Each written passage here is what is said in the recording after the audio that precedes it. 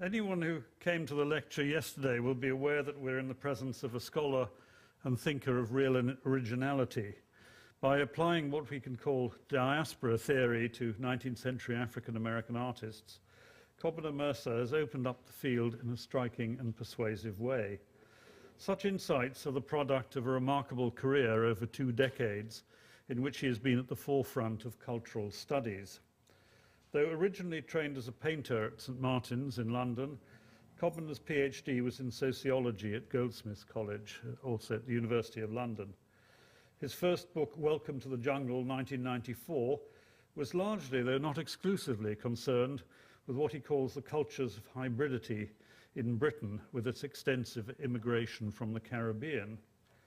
But what's been notable is his ability to write as persuasively about the cultures of other kinds of diaspora, of African Americans and of more recent visitors from Africa itself to both Britain and America.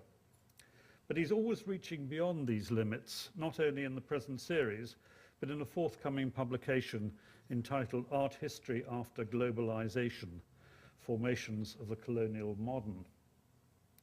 Apart from its range, Kobena's work is distinguished by its philosophical astuteness and prescience.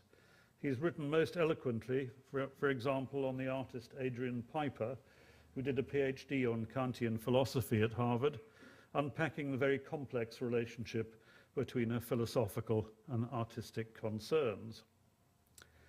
When I was putting together a scheme for an additional volume in the Image of the Black in Western Art series on the 20th century, he was the first person I asked to contribute, and I'm thrilled to say that he accepted after a really enjoyable afternoon in Harlem, going to the Studio Museum and so on. So we can look forward to a long-term association with a remarkable thinker who is today giving his second lecture in the series on Edmonia Lewis.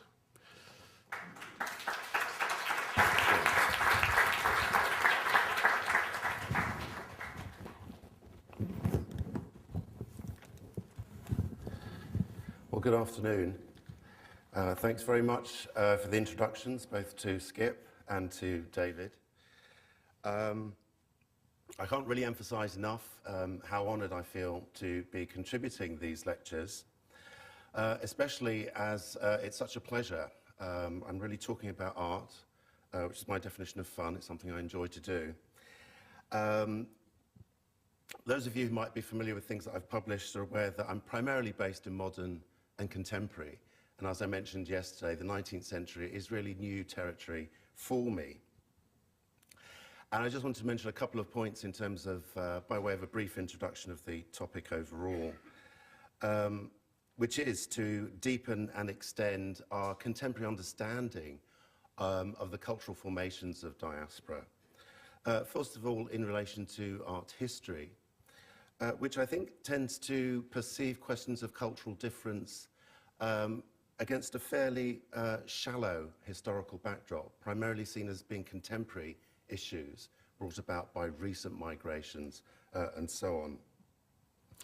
Although this is changing quite rapidly and changing for the better.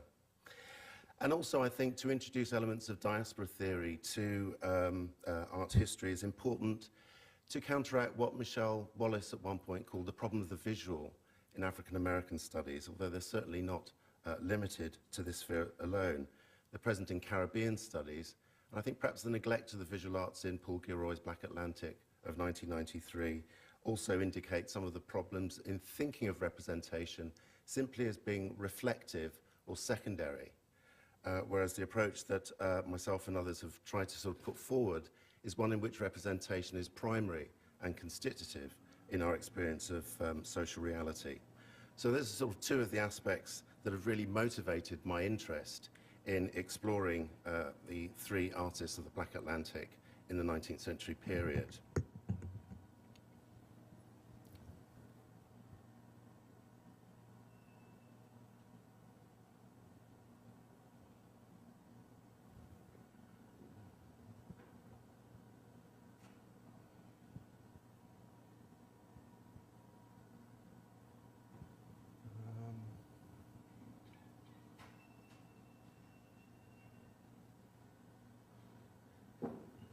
get that to fit, then I'll be able to make a start. So, thank you so much. Forever Free, the sculpture that Mary Edmona Lewis created in 1867, occupies a central place in art history because this was the first work of art by an African-American artist that took black subject matter as its primary content. That's to say, freedom from racial slavery.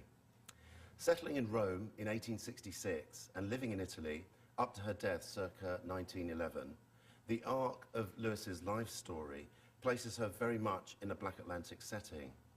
And understanding why she chose this route as a bid for the artistic autonomy that seemed unavailable in the domestic American context, we can best approach those moments when race is the subject matter of her neoclassical sculptures by examining her artistic choices as an incipient manifestation of diaspora consciousness.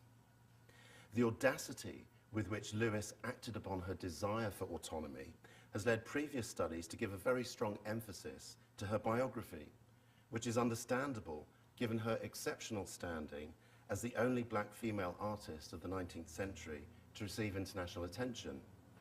However, where such approaches subsume the artwork to the artist's identity, they tend to ignore the structural context of a historical period that was dominated by a visual culture in which blackness was unequivocally fixed as a sign of otherness.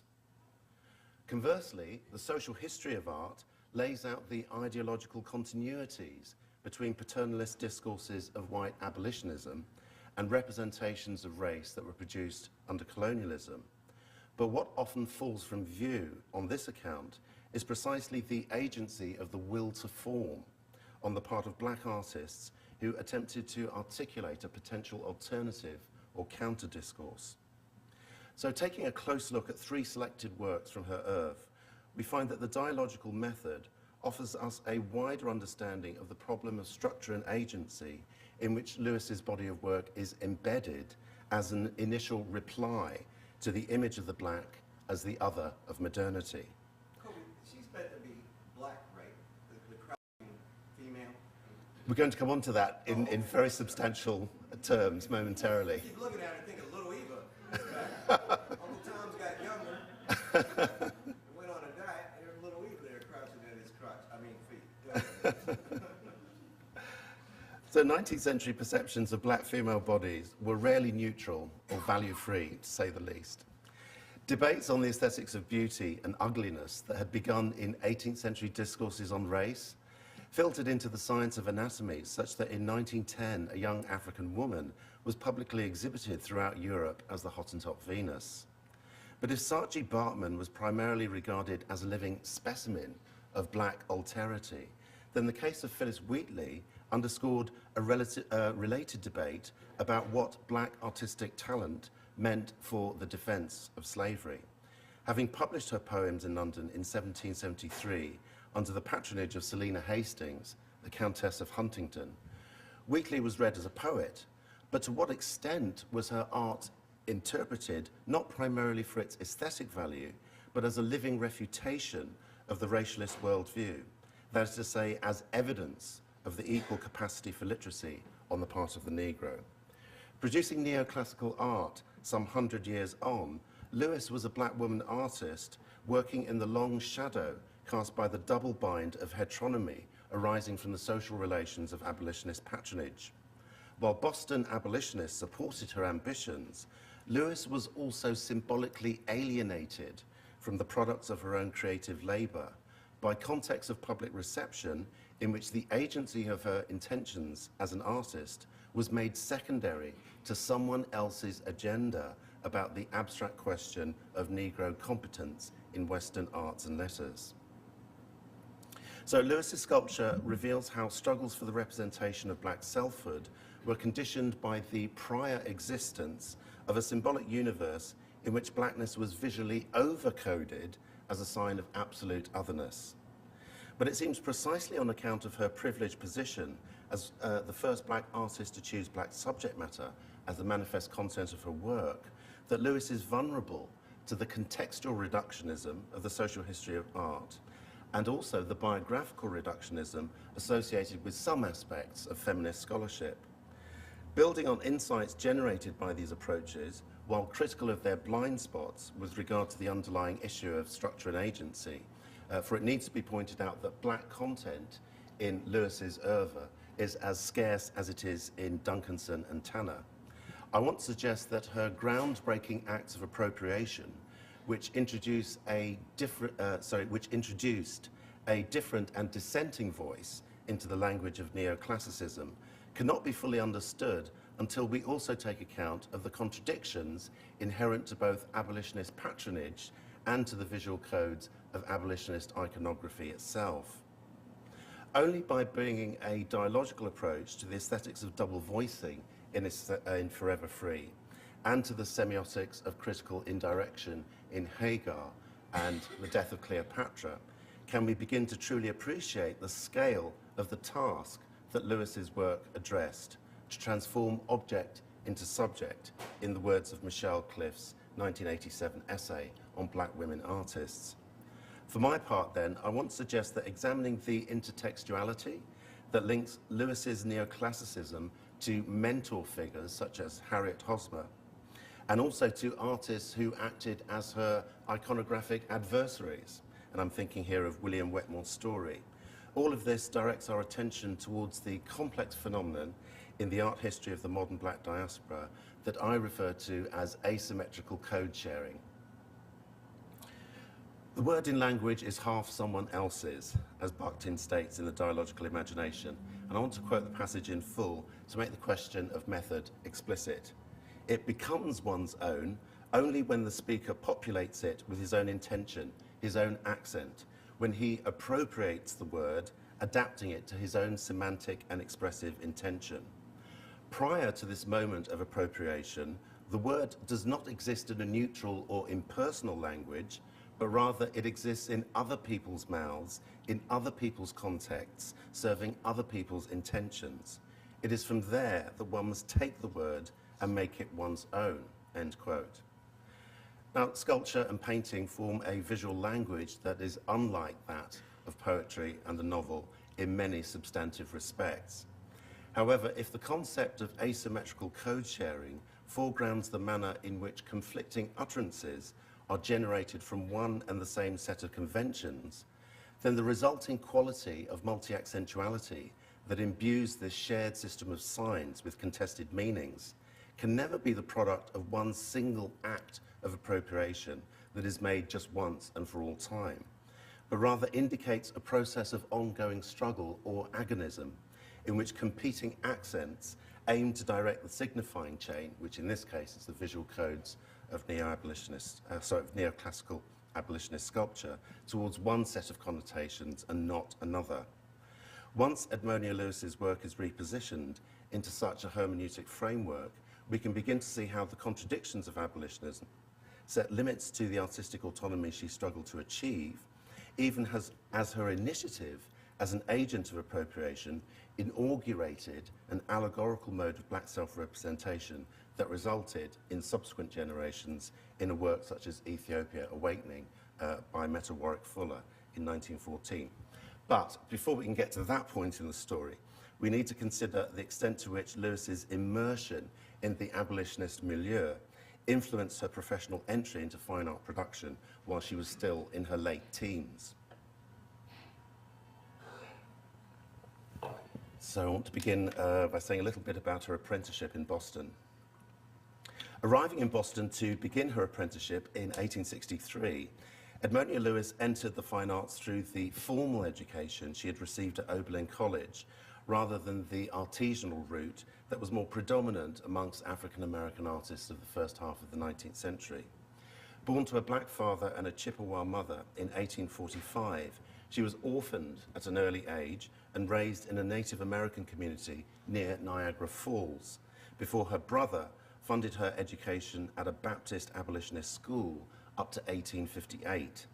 Placed under the care of abolitionist Reverend John Keep during her college years in Ohio, it may be noted that growing up among middle-class white Northerners, as well as the fact of her mixed parentage, were apposite social factors in Lewis's precocious decision to become an artist. At the age of 17, when she took the name Edmonia, an early drawing, Urania, from 1862, hints at the neoclassical style in which she established her adult identity during a period when this stylistic paradigm enjoyed considerable cultural prestige among middle-class elites. Bearing a letter of introduction that Reverend Keep addressed to William Lloyd Garrison, the Boston abolitionist and editor of The Liberator, Lewis began a 2-year apprenticeship with the New England sculptor Edward A. Brackett, making plaster medallions and clay relief portraits that were sold at abolitionist receptions and county fairs throughout the region. Her portrait bust of Robert Gould Shaw, leader of the Massachusetts 54th Colored Infantry of the Union Army during the Civil War, led to a breakthrough for Edmonia Lewis in 1854. Granted permission from the Shaw family to create copies, Lewis sold over 100 plaster reproductions at the Soldiers' Relief Fund Fair that was held in Boston in 1864. And as a result of this, she came to the attention of Lydia Maria Child, the former editor of the National Anti-Slavery Standard, who wrote about meeting the artist in her studio on Tremont Street.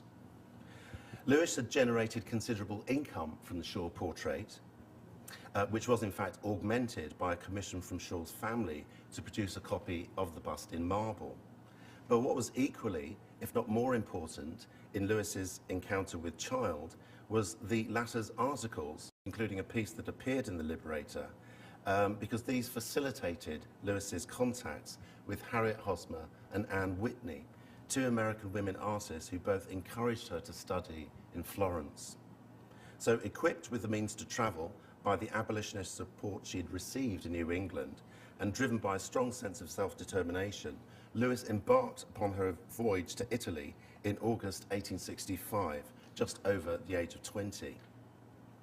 Now, we saw last time that Duncanson, when he depicted a black subject in his 1853 portrayal of a scene from Uncle Tom's Cabin, had his hands tied, as it were, by the choices made by his white abolitionist patron, who selected the content of the work. In Lewis's case, working on an initial sculpture that was entitled Freedwoman on First Hearing Her Liberty, which is now lost and of unknown location, the context in which Lewis began to formulate her intentions are crucially important, as her journey from the United States to Italy, although enabled by the abolitionist milieu of her apprenticeship, dramatized the sheer force of will with which she asserted her artistic freedom of choice. Her Black Atlantic travels were thus integral to the structural context in which Lewis arrived at the overall intention for a work that was conceived independently of any sponsoring patron. Just go back to it. Modeling an initial figure group that comprised a freed bondswoman and her child, Lewis's conception for a sculpture commemorating emancipation was encouraged by Hosmer, who was resident in Rome as part of a colony of American expatriates. In February and May 1867, Lewis sent letters and a photograph of a clay model of the work to William Lloyd Garrison's aide, who was Maria Weston Chapman. And this letter is interesting because while it reveals the ambitions that motivated her choice of subject, it also discloses the constraints, the actual constraints to her autonomy, because its primary purpose was to request financial support. I shall work until this group is given to Mr. Garrison, who has done so much for the race.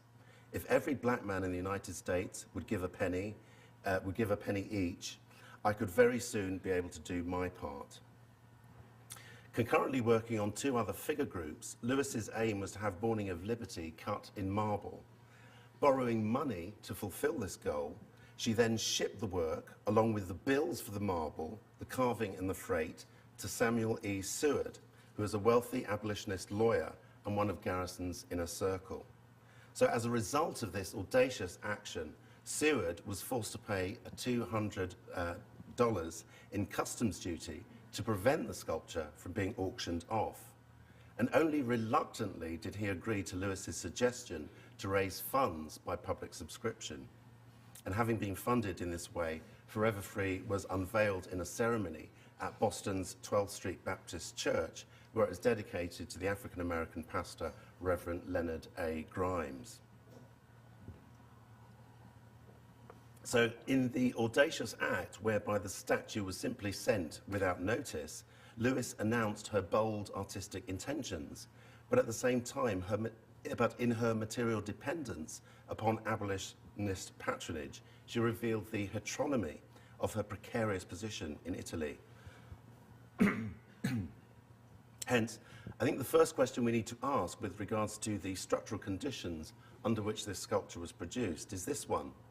Given the Italian milieu in which it was conceived and executed, and the Massachusetts location in which it was paid for and publicly displayed, in what ways did these Black Atlantic conditions of its genesis inform the iconographic choices that are made within the work itself?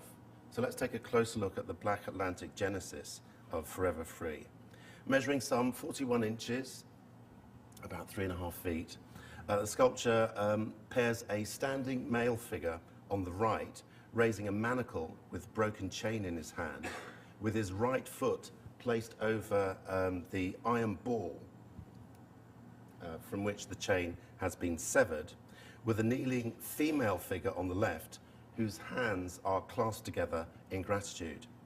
Their faces look upwards along the angle of the man's raised arm, and both are interdependently linked by the broken chain beneath their bare feet. The pair are also united by the gesture whereby the man's left hand rests upon the woman's shoulder. It's fair to say, however, that Forever Free strikes an ambiguous chord from the very outset, for at first glance we cannot help but notice that the ultra-smooth modelling of the figures' faces and hair neutralizes their racial and ethnic identity. Rather than being signified by colour or phenotype then, the blackness of the two figures is principally conveyed in iconographic terms by two emblematic motifs that were visually central to the abolitionist code. One is the upraised arm with broken chains, and the other is the kneeling posture of the grateful beneficiary. Immediately recognizable from Josiah Wedgwood's 1787 anti-slavery cameo, the body language of Lewis's kneeling freedwoman seems to repeat the master trope of abolitionist paternalism, which positioned the grateful slave as the passive recipient of the gift of freedom. Social historians of art such as Hugh Honor and Albert Boehm pinpoint the ideological and political functions that were served by this iconography, which is in fact derived from the pictorial codes of Christian pathos, in which the lowly figure of the sinner who receives forgiveness is always spatially subordinated to an upright authority figure.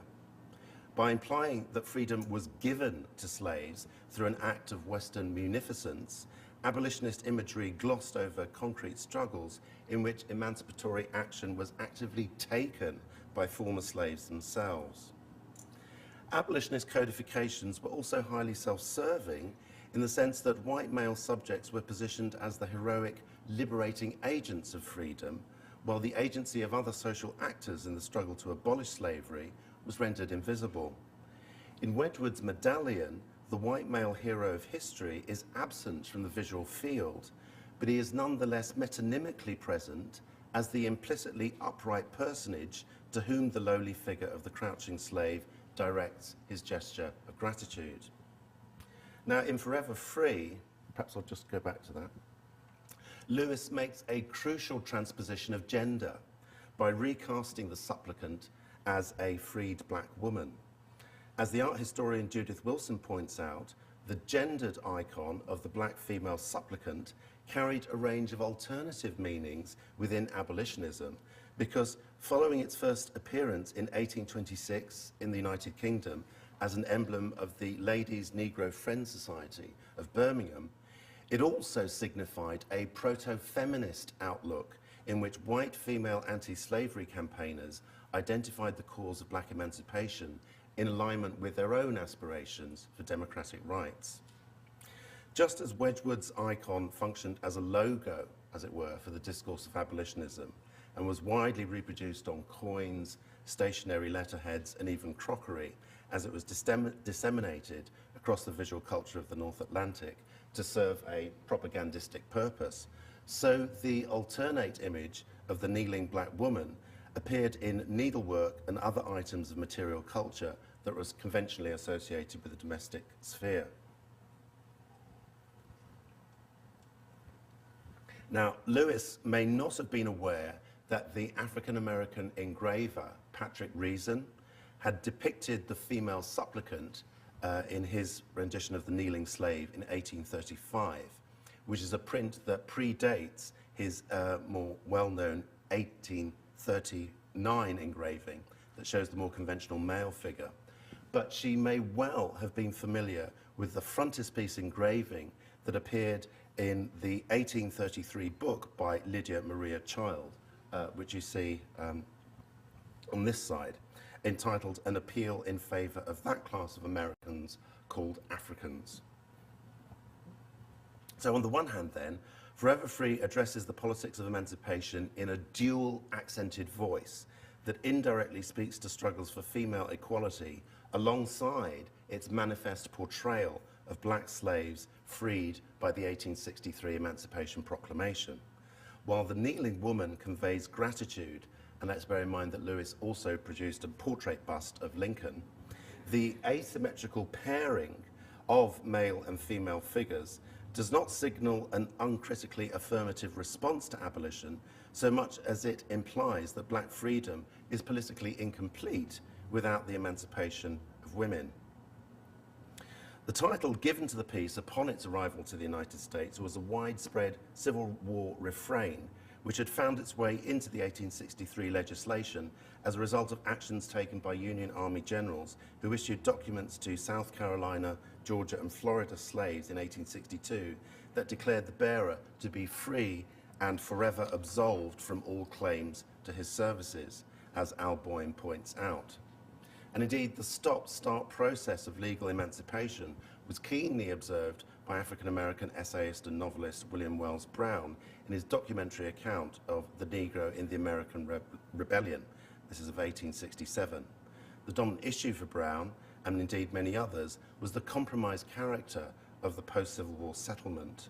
The 14th Amendment of the US Constitution, passed in 1866, conferred citizenship rights on newly emancipated blacks, but limited voting rights to men.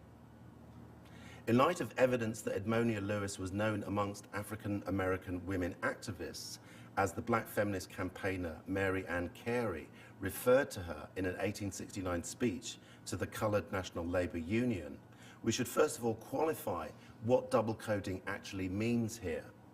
In contrast to the view that doubleness simply meant that a work had one meaning for whites and another for blacks, which, as we touched on previously in looking at ambiguity in Duncanson's landscapes, we might say instead that the proto-feminist subtext of female emancipation, which exists alongside the manifest text of freedom from racial slavery, is neither a projection of the artist's biography, nor a reading that is somehow more apparent to a female spectator rather than a male one, but more the product of the deliberative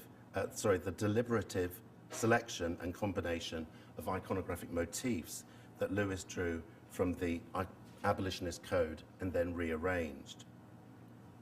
This double coding, or better yet, this mutual encoding of race and gender in the composite character of the sculpture's construction is important because it was also the nexus of the countervailing meanings that it also gave rise to when it was first exhibited.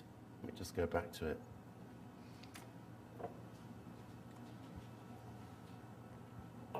So, having described on the one hand this dual accenting of race and gender in the text, I want now to move, on the other hand, to the sculpture's public reception in 1869, which generated an altogether more conservative interpretation in the pages of the Christian Register.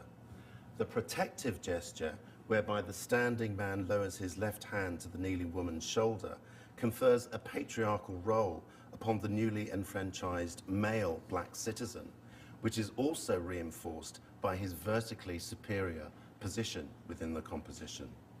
Quote, "No one not born subject to the Cotton King," wrote the Christian Register reporter, "could look upon this piece of sculpture without profound emotion. And the article continued, quote, "The noble figure of the man, his muscles seeming to swell with gratitude, the expression of the right now to protect, with which he throws his arms around his kneeling wife, the praise the Lord hovering on their lips, the broken chain, also instinct with life, telling in the very poetry of stone the story of the last 10 years, end quote. Now this view generates a second layer of meanings that conflict with the first. Instead of a proto-feminist statement of the need for female emancipation, Forever Free is now being viewed as an endorsement of the cult of true womanhood, in which case its depiction of black emancipation depends on aligning the kneeling black female with the dutiful roles of wife and mother. And I should add, I think there's a third area of ambiguity here, which is that although the couple are widely perceived as husband and wife, the scale of the man's hand as it rests upon the woman's shoulder equally calls to mind a father-daughter pairing. And this would actually be in keeping with Lewis's initial plan for a mother and child figure group. Okay, so as we turn our attention to the male figure in Forever Free, we notice that he is as composite in his iconographic construction as his female counterpart. We can also observe in this respect a fourth layer of ambiguity. While his left hand gesture evokes paternal protection, the triumphant expression of assertive masculine pride conveyed by his right hand, rising up to display the broken manacle, introduces another contradictory element that reveals transatlantic differences in the visual language of abolitionism. Like a victory salute, the upraised arm displaying broken chains formed a staple trope that gained currency after Britain outlawed Atlantic trading in slaves in the 1840s, but it is conspicuously absent in American art of the Emancipation era of the 1860s. So while present in works by European artists, such as Auguste Biard's Proclamation of Liberty amongst blacks in the colonies of 1849, and then also much later in the 1870s in this sculpture by the Italian artist Francesco Pezzicar, there is a sharp contrast between the significance of this trope in works by European artists and its absence in comparable works by American artists such as Thomas Ball in his Emancipation, which is the Freedman's Memorial Monument to Abraham Lincoln, a public sculpture in Washington, D.C. that was completed in 1876, which places, in contrast, a strong emphasis on the white male hero of history, who is literally positioned above the subservient black bondsman. Ball depicts Lincoln holding a scroll in one hand, which is the 1863 legislation, while he makes a gesture of priestly benediction with the other. And Judith Wilson observes that by invoking the biblical figure of Moses, the lawgiver, this is an artistic utterance whose version of emancipation, quote, embodies late 19th century America's ambivalence about a black population it has released from slavery, but still wishes to control, end quote. Whereas Ball represents freedom as a gift to a dependent beneficiary, reproducing spatially superior and inferior positions in the chromatic polarity of whiteness and blackness, Forever Free, on the other hand, interrupts the ideological repetition of paternalism precisely by switching the gender identity of the kneeling figure. Because Lewis's male and female pair are ethnically identical, despite the neutral rendering of phenotypical features, the visual equation in which heroic white male agency was mirrored by antithesis in the form of abject black male passivity is broken apart. Unlike Ball's crouching black man who cowers in submissive gratitude, Lewis's upright figure embodies a rare moment in mid-19th century American art where a black male figure is a self-asserting agent in his own right. Now, in view of the artist's statement, in the letter declaring her intent for the work, that her aim was, above all, to create a sculptural monument for, quote, my poor father's people, end quote, we could approach her handling of the male figure in Forever Free in biographical terms. Considering that she wanted to propose the sculpture as a gift to William Lloyd Garrison, who had acted as a kind of father figure in Lewis's childhood years, we could also factor in the two concurrent works that she was making at this time. The Wooing of Hiawatha of 1866 and The Wedding of Hiawatha. And while Lewis later produced a portrait bust of their author, Henry Wadsworth Longfellow, in 1869, which, by the way, is on display in the Sackler Museum, and my understanding is that it was positioned in the library up until fairly recently. And Longfellow sat for Lewis when he visited Rome. Her choice of Native American subjects in another figure group, the Old Arrow Maker and his daughter of 1872, similarly lends itself to interpretation in light of her mixed ethnic parentage. But even here, the attenuated treatment that smooths out the racial features of the ethnically marked figures hints at structural pressures in the mid-19th century era that overdetermined artistic representations of race and ethnicity.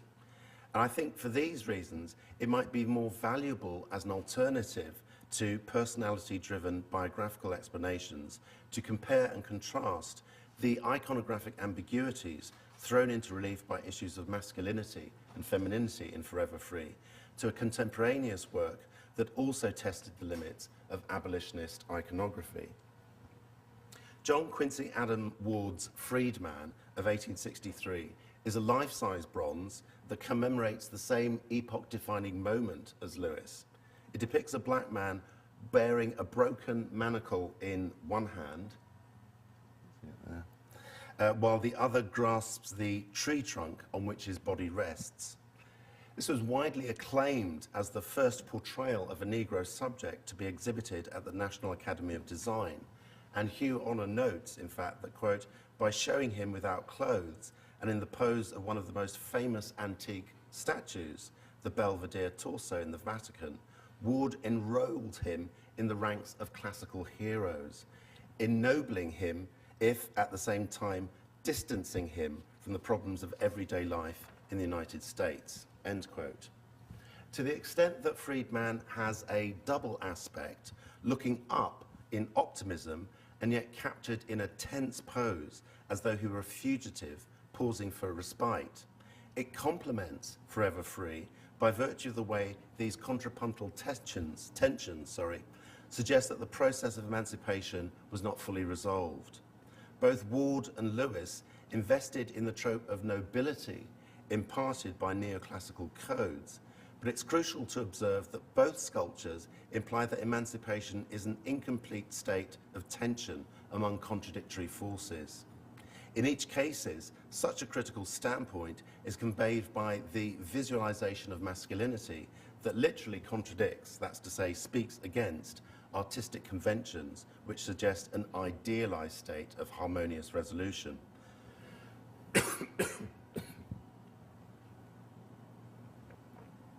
So, by way of concluding this account, I want to suggest that in the push and pull of its composite construction, Forever Free is best viewed as a compromise formation. Negotiating neoclassicism, Lewis produced an intersectional utterance that spoke to unresolved questions of race and gender equality that were pressing in from all sides. In view of the many ambiguities I've tried to highlight by way of an intertextual reading, Forever Free is, I think, best seen as an analogue to the words Sojourner Truth chose in her 1867 address to the American Equal Rights Association, when she said that emancipation had left, quote, slavery partly destroyed, not completely, end quote. Working in Carrara marble, Lewis endowed her freed black slaves with dignity and nobility. The materials that she chose were expensive, but more to the point, they were highly invested with symbolic capital amongst bourgeois audiences at a time when neoclassical works, such as The Greek Slave by Hiram Powers of 1842 and Harriet Hosmer's Zenobia of 1859 enjoyed popular favour. But when Lydia Child reflected on its controversial genesis in a letter that she wrote to Sarah B. Shaw in 1870, she directed criticism towards the formal irresolution of Forever Free. Indeed, perhaps on purely technical grounds alone, we might agree that certain flaws, such as the proportion of the man's calves to his feet, let me just grab it back for you. We might agree that certain flaws, such as the proportions of the man's calves to his feet, make Forever Free imperfect in purely formal terms. But what I think is all the more revealing in Child's letter of 1870 is the somewhat possessive attitude that is adopted with regards to the white marble in which the sculpture is made. It is as if the whiteness of the marble is a synodicy for a self-image that had been put out of place by an appropriative act that had been carried out within the neoclassical code. As Child wrote, quote, "I should praise really good work all the more gladly because it was done by a coloured artist. But to my mind, art is sacred as well as philanthropy, and I do not think it was either wise or kind to encourage a girl merely because she is coloured to spoil good marble by making it into poor statues," end quote. So I want now to move to abolitionists, some of the contradictions in abolitionist patronage and some of the conflicts in abolitionist iconography. Advising her to seek further professional training, Child was alarmed at the headstrong manner in which Lewis pursued her goals in Rome. But the candor of her private letter betrays a truth about racial inequalities between patron and artist that strikes a contrast with the more patronizing attitudes with which Lewis was publicly received whilst in Europe. And this is a studio portrait along with a copy of her passport. So in Rome, Lewis attracted attention, but why? Among the American expatriate colony, including sculptors William Wetmore Story and Thomas Ball, and novelists Nathaniel Hawthorne and Henry James, was she a peer or a mere curiosity? Interviewed in 1866 by the London journal, The Athenaeum, she asserted her biracial identification as she narrated her American origins. Quote, "My mother was a wild Indian and she was born in Albany, of copper color and with straight black hair. There she made and sold moccasins. My father, who was a Negro and a gentleman's servant, saw her and married her." But any hint of irony or self-mockery, after all, Albany was a regional city that could hardly be equated with the wilderness, was lost on the English reporter who saw her as, quote, "naive in manner, happy and cheerful, and all unconscious of difficulty, because obeying a great impulse, she prattles like a child, and with much simplicity and spirit pours forth all her aspirations," end quote. As Bearden and Henderson point out in the history of African-American artists, quote, "already experienced in being the object of curiosity and subtle hostility, Lewis defensively adopted an attitude of cheerful naivete, as if she were the untaught child of the forest," end quote.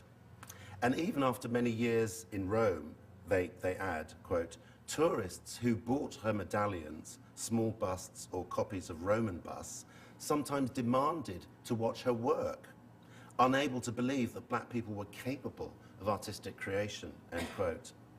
Now, being watched at such close quarters would be profoundly inhibiting for any artist, but how much more so when the observer's gaze stemmed from an attitude of disbelief that was predicated on doubts and disbelief about the creative capacities of the Negro.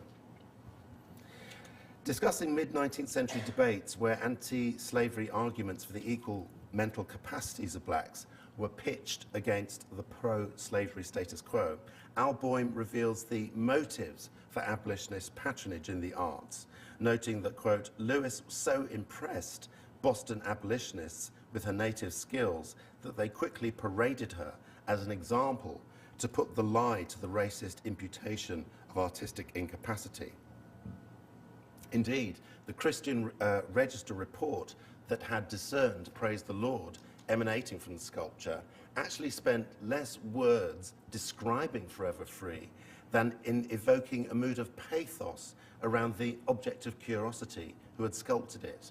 Quote, "Would anyone believe it was the small hand of a girl that wrought the marble and kindled the light within it? A girl of dusky hue, mixed Indian and African, who not more than 8 years ago sat down on the steps of City Hall to eat the dry crackers with which alone her empty purse allowed her to satisfy her hunger. But as she sat and thought, something caught her eye. The hunger of the stomach ceased, and the hunger of the soul began." You can almost hear the orchestration in the background. Now, the repeated emphasis here on disbelief at the very sight of a black female artist acting as an agent of artistic production is crucial. As a recipient of abolitionist patronage, Lewis was, I'm suggesting, an inheritor of the double bind that enframed Phyllis Wheatley not as a poet so much as an example put forward to support somebody else's argument about the Negro. Indeed, as a condition of publishing her poems in 1773, her sponsors were obliged to verify Wheatley's authorship with a prefatory letter of authenticity signed by 18 of the most respectable characters in Boston. And the book's frontispiece portrait, which was an engraving by Scipio Moorhead, who is alluded to in one of Wheatley's poems, provided further proof of Wheatley's authorship in visual terms. So despite the differences between 18th and 19th century contexts, the issue of intentionality on the part of black artists was overshadowed in both cases by the prior existence of philosophical debates whose outcome was to frame the emergent subject of black selfhood as an object to be scrutinized by someone else's judging gaze. When the artistry of ex-African peoples was put forward as proof, evidence, or example, held up to refute disbelief, skepticism, and doubt, then its meaning was taken out of the hands of the black poet, painter, or sculptor, who in this sense no longer owned the products of their creative labor. Bearing in mind that, as David Daberdeen points out in Hogarth's Blacks, that in the late 18th century, quote, the term patron still had the dual meaning of owner of slaves and supporter of the arts, end quote. It was not simply that Lewis was patronized by those who stood to watch her carve or those who wanted to parade her talents, but that the expectations of patrons and spectators worked to undercut the autonomy of her artistic agency, because the meaning of her work was not strictly within her own ownership. Her public identity as a black female artist had already been taken out of her hands to serve her patrons' interests and purposes as a stand-in, as a representation for the abstract principle of equality, of which the artist herself was now seen as being representative. Now, I think previous readings tend to underplay this dimension of Lewis's work entirely. Social historians of art, such as Boehm and Honor, discuss Forever Free, yet neither of them acknowledge the asymmetrical social relations of abolitionist patronage that hemmed in her freedom of choice, and nor do they consider how her identity as a black female subject placed her in a differential position vis-à-vis her white male counterparts in the market for fine art. And conversely, feminist studies by Michelle Cliff and more recently Lisa Gale Collins, amongst others, address inequalities in the patriarchal contexts that conditioned Lewis's artistic environment, but the biographical emphasis that encourages us to read her intentionality as the resistant expression of her sheer willpower amounts to a voluntarism that ignores the compromises as well as the contradictions that arise from the socially shared codes and conventions of any cultural system of representation. So when identity alone acts as the driving force of interpretation, it is the historicity of art that falls out of the picture. Breaking the impasse between these two forms of reductionism, dialogical methods allow us to tease out the internal contradictions that were built into the neoclassical language of abolitionist representations of race. And crucially, I want to suggest that the differential treatment of male and female bodies made sexuality a decisive factor in the various iconographic elements that Lewis selected and combined in the composite construction of Forever Free.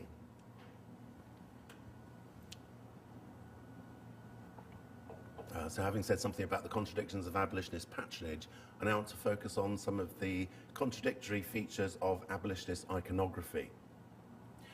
Remoulding black bodies into the Apollonian ideal of Greco-Roman statuary, this is a good example. Abolitionist sculpture drew upon neoclassicism to counteract the extreme distortion that had caricatured black slaves as helpless dependents, childlike and docile.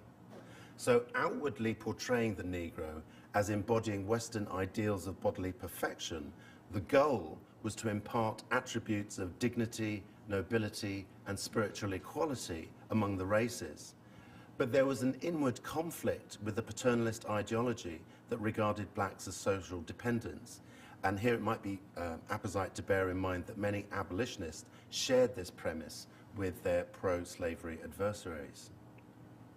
In his discussion of Ward's Freeman that we looked at just a moment ago, the art historian Michael Hatt pinpoints this inner conflict. Quote, "The articulation of black manhood within the context of white power depended on making the body beautiful, a sameness, but different." Sorry, let me start that again.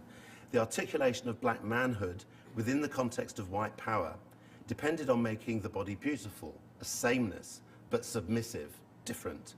The contradiction is that the heroic body is by its very nature not submissive." End quote. Hence, while emancipation conferred citizenship upon black men as worthy of recognition under the sights of a paternalist gaze that retained ultimate control, neoclassical portrayals of black women provoke connotations of sexual availability and erotic vulnerability that directly conflicted with the aim of imparting equal respectability amongst a newly enfranchised class of black subjects.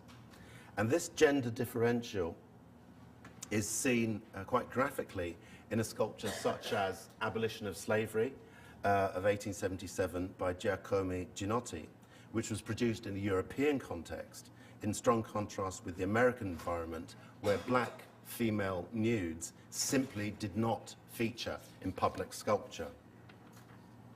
Revealing a homosocial dimension to the white male gaze, Hatt goes on to recount the views of Thomas Wentworth Higginson, who praised the African-American soldiers who were under his command during the Civil War, with the remark that, quote, "They often look magnificently to my gymnasium-trained eye, and I always like to observe them when bathing," end quote. And this is from his 1870 memoir, Army Life in a Black Regiment. But if the male half of Lewis's sculpture, who is actually nude but for his breeches, suggests a partial compliance or appeasement with regards to such a male gaze, by contrast, problems associated with femininity within neoclassicism were dramatized by work such as Hiram Power's Greek Slave. With hands manacled in front of her pelvis, this is a vulnerable body in need of rescue, as in Ginotti's sculpture. Yet the very location of her manacled hands forms a visual barrier that solicits a penetrative fantasy of violation. For male and female bodies alike, neoclassical art entailed a contract of spectatorship along the lines of an open secret, whereby sexual content was disavowed in the name of the disinterested looking carried out by the subject of purely aesthetic contemplation. But where the modernist intervention of Manet's Olympia of 1865, this would be 2 years before Forever Free, took aim at such Victorian hypocrisy precisely by depicting a Parisian prostitute, Victorine Miron, with her West Indian maid, Laura, the signifier of race used in his chromatic antithesis between white mistress and black maidservant was articulated, as Sandra Gilman explains, quote, in such a way as to imply a similarity between the sexuality of the two. And Manet's later portrayal of a prostitute in Nana of 1877 rendered this equation explicit, as the Caucasian figure's exaggerated posterior mimics the protruding buttocks that had made Saartjie Baartman into an object for the public gaze. So the dark irony implicit in Baartman's renaming as the Hottentot Venus confirms the indispensable otherness that blackness provided for Western definitions of beauty. Once we consider how American abolitionist sculpture, such as Thomas Ball's, freely gave permission for nude black male bodies to be looked at, the anxiety surrounding depictions of black female bodies in public spaces must be seen as a product of unconscious fear and desire that was operative within the male gaze. In arguing that such a gaze was part of the structural context that Edmonia Lewis wanted to escape from, I suggest that the tensions that make Forever Free such a complex work are symptoms of a reaction to the judging and scrutinizing gaze that made the agency of a black female artist secondary to her status as the object of someone else's patronage. The links connecting Lewis to Baartman and Wheatley, then, are more than a backstory. They indicate a structural nucleus of conflict on the part of the white male gaze that was fascinated by the difference of the black female body, and yet deeply fearful of what an open acknowledgement of such desires might entail. And henceforth, the conflicts of this sexual and racial fetishism were smoothed over and made manageable by mechanisms of repudiation, idealization, and disavowal.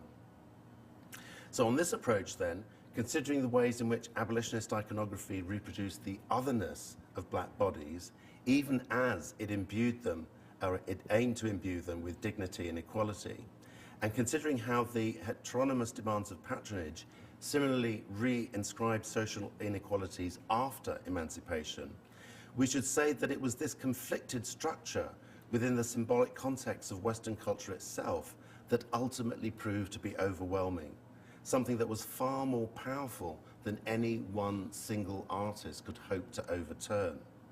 Hence, I think it follows from this account of structure and agency that the symbolic meaning of blackness never actually belonged to blacks in the first place.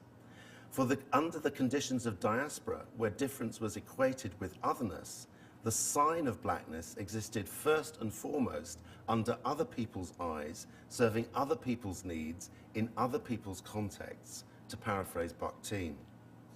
Precisely because it was invested with immense symbolic weight, blackness was visually owned amongst white Europeans and Americans as a prize signifier in battles over competing views on race and slavery. And in the sense that the other plays a constitutive role in the formation of the self, being the not I that demarcates the boundaries from which the I begins, the struggle black artists faced in the quest to inaugurate a critical practice of self-representation was one in which they first had to appropriate the signifier of blackness from the closed system of Eurocentric hegemony in order to clear a space to contemplate what their own representation of black selfhood might be. So neither a heroic success nor a complete failure, Forever Free indicates the quest to find this place of rupture or opening. And Alain Locke himself emphasized the sculpture's inaugural character when he stated that Forever Free, quote, marks the advent of Negro art as distinguished from the beginnings of the Negro artist. Against that context, the subtextual allegories found in Lewis's later works may be seen to retreat from such indomitable odds, but conversely, they also suggest a tenacious subjectivity that was all too aware that freedom, artistic or otherwise, cannot be won by individual acts alone. And so with that in mind, I want to turn, by way of conclusion, to Hagar and the death of Cleopatra. Thanks. Lewis made return visits to the United States in order to find customers for sculptures that she originated from her own freely chosen subject matter. Renting a Chicago venue to exhibit Hagar of 1869, she advertised herself in August 1870 in the Chicago Tribune as, quote, a young and gifted colored sculptress from Rome. Visiting Boston in 1871 and then California in 1873, she sold copies of her Lincoln bust, and in 1876, she shipped The Death of Cleopatra to the United States Centennial Exposition that was held in Philadelphia. Her journey to Boston in 1878 to deliver a bust of Senator Charles Sumner and then to Chicago to secure the sale of Cleopatra was actually her last Atlantic crossing. But this repeated back and forth pattern must be taken into account if we are to grasp the diasporic dimension of the emblematic sculptural figures in which Lewis adapted her command of neoclassicism to the indirect portrayal of black life in the 1870s. Now, interestingly, allegorical treatments of the female body were prominent in this period. Part of the Statue of Liberty, her hand bearing the torch aloft, was also shown in Philadelphia in 1876. But the emblematic signification whereby a solo figure stands in for an abstract entity, such as a national identity, gives added depth, I think, to Lewis's decision to evoke Africa in this way. When we realize that the sources of her choices, namely Shakespeare and the Bible, involved an act of appropriating elements of canonical Western texts that featured the body of an Egyptian woman as an iconographic site of domination and resistance, then her selection of Hagar and Cleopatra becomes even more compelling, because these are the only two works in Lewis's oeuvre that return to the question of representing blackness in the neoclassical language of white marble. Genesis 21, 9-14 narrates Hagar's story as the slave of Abraham's wife, Sarah, who was infertile. And after giving birth to their first son, Ishmael, Hagar was then cast out when Abraham and Sarah conceived Isaac. Lewis's marble figure, her face and hair as smoothly modeled as her garment, depicts the moment when the prayer conveyed by her clasped hands is answered by an angel. Wandering the wilderness, Hagar is an exile, and in the act of dispossession by which Sarah says to Abraham, quote, cast out this slave woman with her son.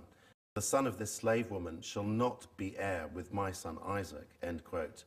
We cannot but agree with Michelle Cliff's reading that, quote, it is quite impossible not to think of the black woman under slavery, raped by the white master, serving the white master's wife, bearing a child by that white master, and bearing responsibility for that child with no power over her own fate or that of her child, end quote.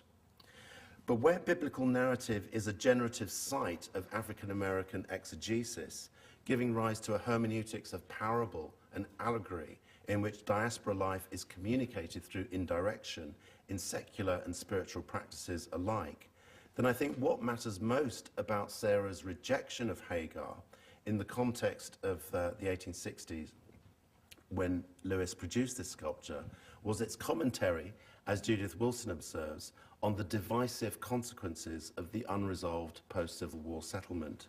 Quote, at a time when many white women suffragists felt betrayed by and resentful of black male victories in gaining constitutional citizenship, white feminists increasingly distanced themselves from the plight of black women, end quote. By way of contiguity with the political context surrounding the proposed 15th Amendment, the double coding of race and gender involved in Hagar's religious iconography thus cuts through the timeless idealization of the female body in neoclassicism so as to voice instead a more worldly critique of conflict among women as a socio-political class.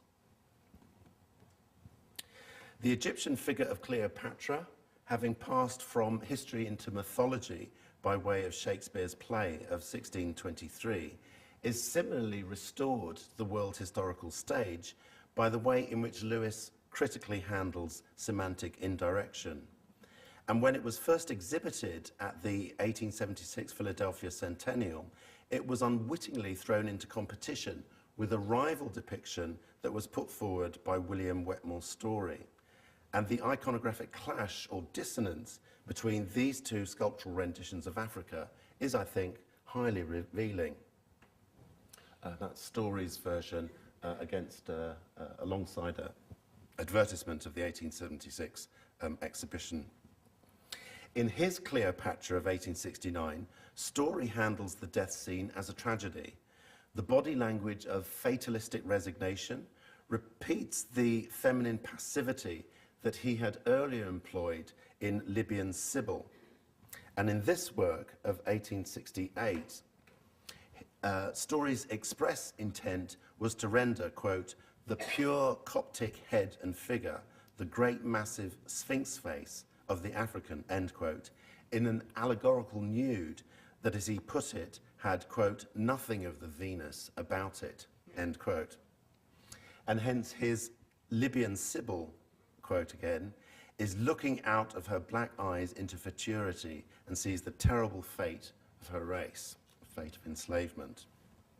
If we go back to Lewis's handling of the death of Cleopatra, by contrast, Lewis depicts Cleopatra's active decision to take her own life rather than surrender to the advancing Roman Empire. Her version of Africa is embodied by an Egyptian ruler who governs a sovereign nation that resists imperial power, even at the cost of the life of its figurehead. Quote, "This is not a beautiful work," wrote the American art critic Walter J. Clark in 1878, "but it is a very striking and original one, as its ideals are so radically different from those adopted by Story," end quote. By choosing to evoke the active agency of Cleopatra's suicide, Lewis introduced a realist element that rejected the tragic mode and disturbed the ethos of neoclassical calm, harmony, and tranquility. And all of this led Clark to opine, quote, "The effects of death are represented with such skill as to be absolutely repellent," end quote.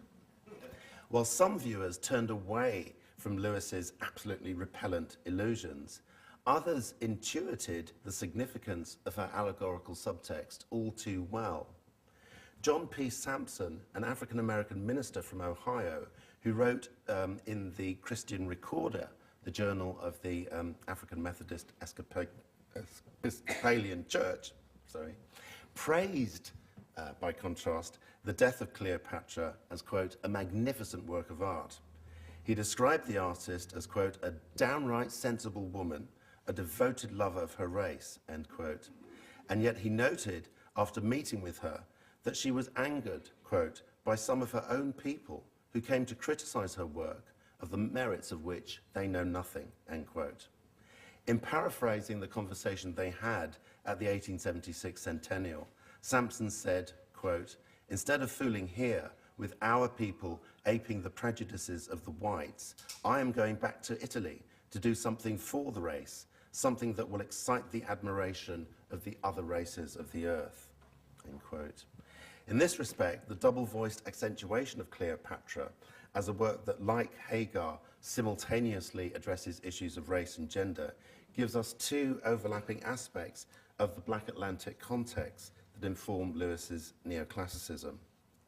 Where Gilroy contains that slave suicides are intelligible as a manifestation of subaltern agency, which negated what Orlando Patterson called the social death of slavery, then the question raised by Frederick Douglass's second biography, My Bondage and My Freedom, of 1855, in which he says, quote, "I had reached the point at which I was not afraid to die," end quote, not only introduces us to a doubling of the Hegelian dialectic of master and slave, but also binds the pursuit of black freedom to proximity with death, and thus runs counter to the Hegelian model of history as progress.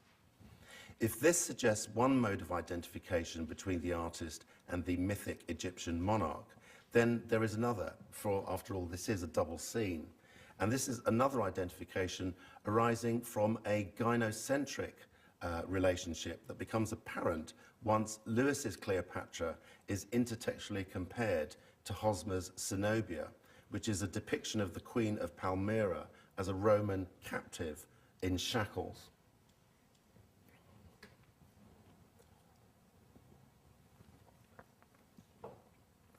The circle of women that surrounded Lewis in Rome formed an expatriate colony of same-sex outsiders that, in addition to Hosmer, included sculptor Anne Whitney, who lived with the painter Adele Manning, as well as the actress Charlotte Cushman, quote, who wore masculine clothes and declaimed in a mannish voice during her salons.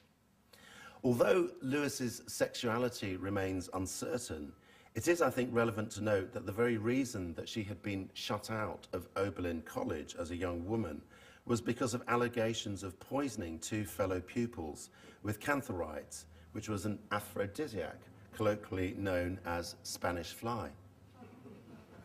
While same-sex identification may have played as important a part as race in her decision to emigrate, it is striking to observe that if, as Bearden and Henderson say, quote, in Rome, Americans felt free of the stuffy, puritanical no-nos they knew at home, end quote, then the long shadow cast by the social realities of race meant that Lewis's utopian quest for equal freedoms led instead to the dystopia of her isolation. In Henry James's account of William Wetmore's story and his friends, which was published in 1903, her presence in Rome was fully acknowledged, but the snide tone in which James referred to Lewis as, quote, the negress whose colour was the pleading agent of her fame, end quote, conveys, I think, with brittle clarity the kind of perceptions that followed her across the Atlantic by virtue of her race. Just as abolitionist patronage created a double bind, those who seemed closest to Lewis as fellow outsiders, but also in flight from Protestant America, were far removed from understanding the depths of her struggle to liberate the signifiers of difference from the codes in which they were historically enchained. And the question of sexuality is decisive here, not because Lewis's biography is the anchoring for some ultimate truth about the art, but because the ambiguity and the doubleness that generates a surplus of connotations positions her work in multiple contexts.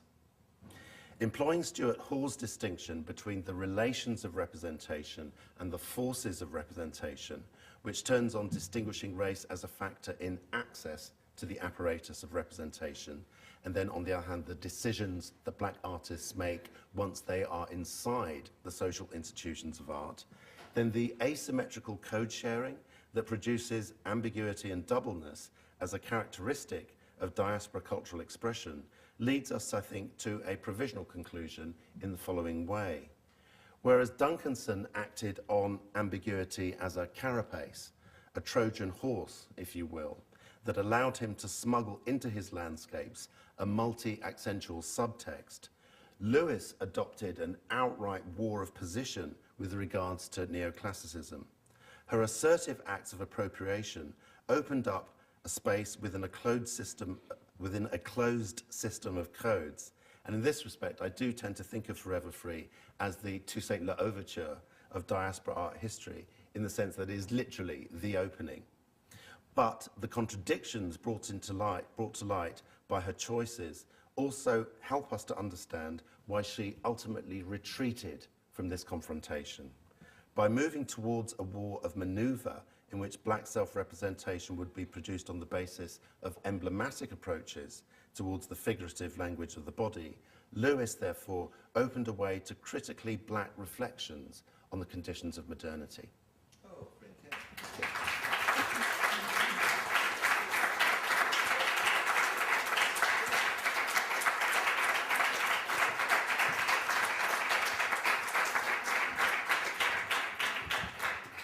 Wow, Kobe, you were smoking today, boy. That was great, wasn't it? Give it up again. You know,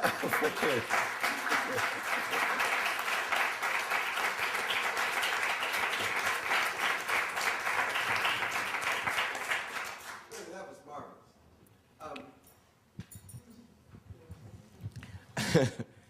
I definitely want to hear about the Spanish fly. without a doubt. But, and unfortunately, I'm on the U.S. Stamp Commission, and I have a meeting first thing in the morning, 8 o'clock, so I have to I'm being picked up at 6, so I ask a question and leave, because I'm proposing Romare Bearden for a stamp. Oh, So, wow. anyway, keep your fingers crossed.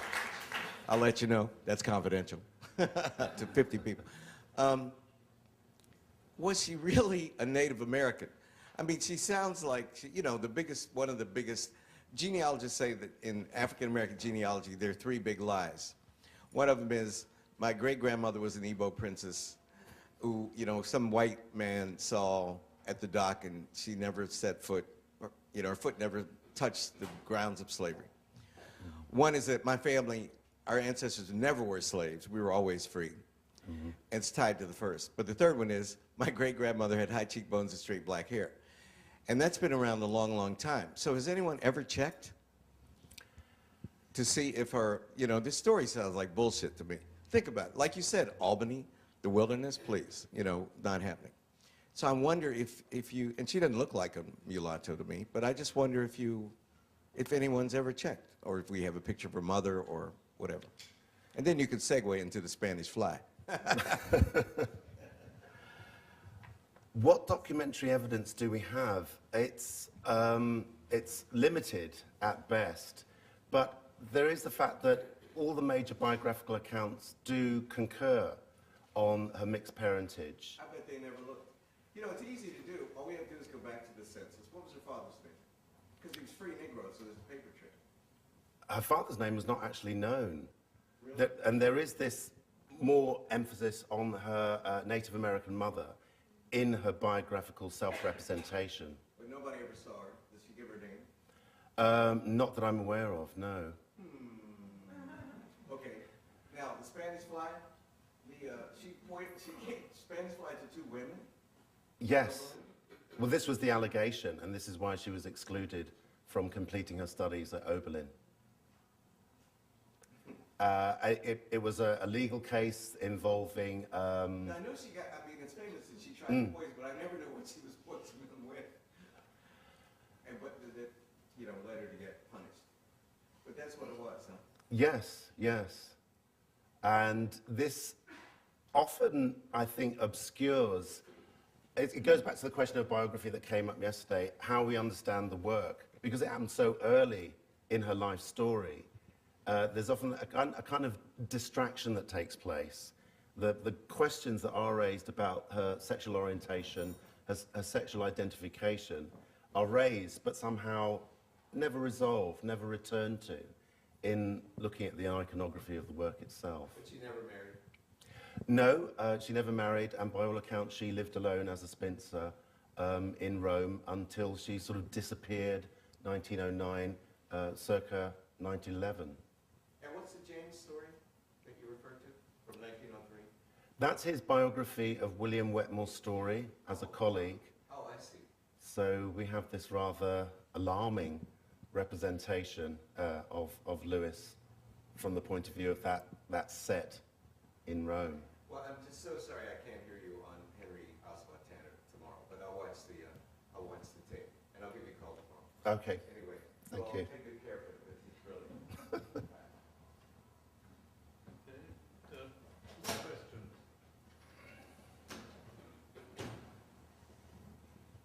Yes. It was a very, very rich talk. There are many, many points I would love to talk with you about. I have a couple of questions that I want to formulate right now. One concerns the photograph that you had next to her passport. Was that an Italian photograph or an American photograph of Lewis? I understand it was taken in Italy. Because it looked like a Carlo Brogi studio photograph. They were mounted on these cardboards and were put together with sites of Rome as well. Mm-hmm. Yeah. So I think they might actually be... there usually is a little bit CB or something visible if it's a Brogi photograph. Now, was this used in any other way? I mean, how you know? I was just thinking of your argument, the difficulty of the black body in artistic representation.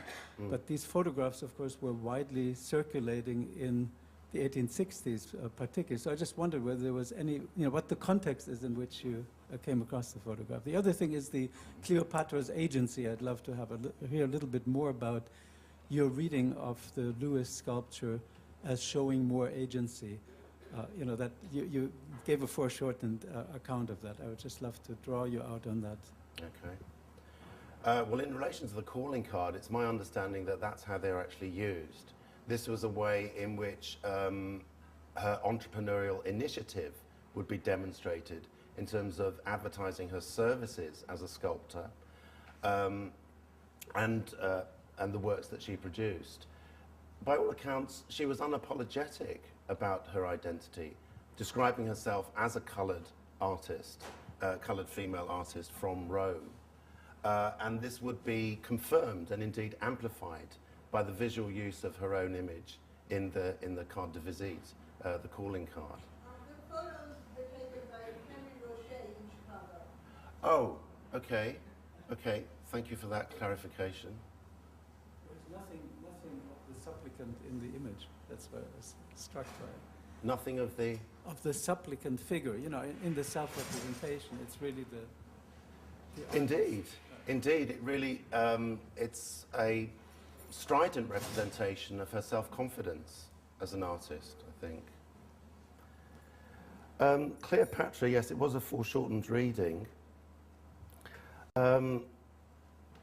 It may be hard to pick out the detail of the asp that's clasped to her breast, but that's one of the ways in which it shows the active moment in which the Egyptian queen is taking her own life rather than accept defeat.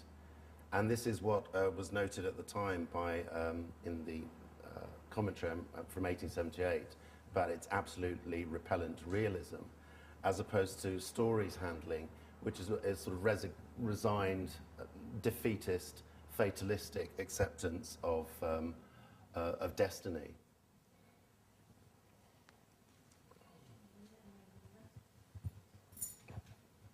Thank you. I have to agree with Skip. I just this was just marvelous. I'm interested in your reading also of the Cleopatra sculpture, because to me, and I'm intrigued by this because I'm writing now a biography of Queen Jenga, who in fact the whole gender and other dimensions being in fact compared to Zenobia and so on. And to me, it looks like a sexualized, what I get from it is in fact more a sexual statement than anything else. And I'm wondering if I'm reading too much into it. It seems the way in which she is laying, yes, it's a death image, but it's very much an inviting image. It's an attractive image in some way. So I wonder if you can speak to, have any of the studies that have been done in terms of interpreting this as a statement on gender as well. Mm-hmm. Okay, I have to be honest with you, that's not an aspect that I considered previously. It would be important to take account of. I'm just wondering whether that confirms or contradicts the emphasis I was placing on her agency as a female figure of African origin who chooses to take her own life. Because Cleopatra is a very female gender in terms of her beauty and her actions, her sexuality. And it seems to me somewhere in that this is what this is speaking to me as a female. So I'm just... It's a very important point, and I think the difficulty is, in terms of the existing and available literature, is that iconography tends to be both subordinate to biography, but also to the happenstance surrounding the fate of this sculpture. It was purchased by a racetrack owner in Chicago and rediscovered in the late 1960s. And there's an echo from yesterday when Duncanson's work was only discovered in the 1930s by James Porter, the art historian at Howard University. It's only with when material comes to light in that way, that we can think about inauguration, about origin, about Ursprung in a wider context. So Griselda Pollock, in Differencing the Canon, addresses the death of Cleopatra as an artifact in terms of how an object that was hidden from history comes into visibility, but disappointingly neglects questions of iconography. So we have the story of the artifact without the question of intentionality, much let alone your point about the intersection of death and sexuality in this representation of Cleopatra. Hi, I have a question that has to do with Forever Free, and that is that the image of the male figure immediately evoked for me the David, and I wondered, in thinking about the David, I was also thinking about Italy and why Italy for Duncanson and Lewis, and if you see some meaning there, as why not France, for instance, and is there a tradition of African American artists, and that it's connected to Italy as opposed to any other European destination? Well, yes, it would be the vaunted center of the sort of Greco-Roman symbolic universe, if you like. And it's in distinction to that we have Paris in the 19th century as the center of realism with Courbet and Manet and later modernism. So I think the attraction that Italy held for American expatriates was certainly multi-dimensional. It was multi-layered. It was both revered as a source of authority, grounded in the ancient past, but also as a place of license, if you like, outside of the sort of puritanical or Protestant milieu that many of the artists I mentioned who had a New England background sought to escape to. Also, you've got the huge reputation of Canova and Thorvaldsen in the 19th century, and they had schools and pupils. Really, in a way, you could see Edmonia as being sort of almost last gasp of the tradition of Canova.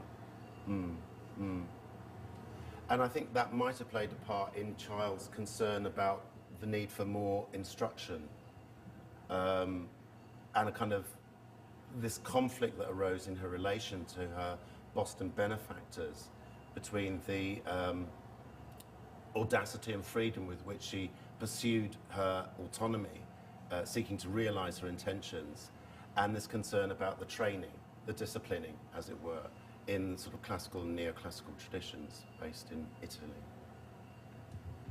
I mean, I think the other thing is that there's quite a lot of anxiety about the sexuality of neoclassical sculpture in America in particular, and Canova, broadly speaking, was regarded as too erotic, and Thorvaldsen seems to have been imitated by a great many sculptors, American sculptors in the 19th century. I mean, so much of it is actually a very straight copying of Thorvaldsen, who was, of course, much more puritanical himself.